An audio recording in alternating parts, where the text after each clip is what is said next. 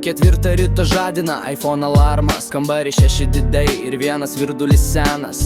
Virtuvėje eilė ilgesnė nei pas daktarą, nes visi vienu metu tepa sumuštinius darbui. Mikriukas laukia prie namo užvestas, vairuotojas jau rūko trečią cigaretę. Vienas dar su šortais per lietų išėjo, nes Anglijoje vis tiek vasara, blet. Oi statybininkė UK, gipso samurajau, tu geri monsterį vietoj kraujo tyrimų. Per pietus valgai šaltą vištą iš folijos ir sakai dar porą metų ir grįšiu namo.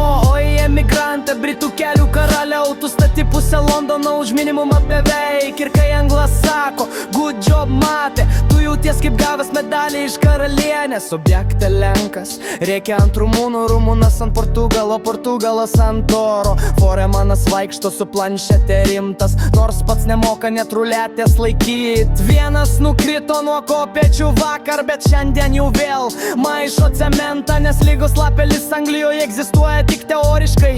Kaip pigus būstas Londone, tualetas statybose, biologinis ginklas. Ten net vorai eina parūkyt laukan, o mikrobangiai kažkieno žuvis sprogo taip, kad dabar visi pietauja lauke. Oi statybininkė UK, plytelių gladigo, dariau tavo nugarą traška garsia už darbo radiją. Bet penktadienį alga įkrenta ir vėl herojus, kol nuoma nenuskaito pusę svajonių. Sekmadienį visi sako gana, grįžtam į Lietuvą. Pirmadienį 6 ryto tie patys žmonės jau važiuoja į objektą Stratforde.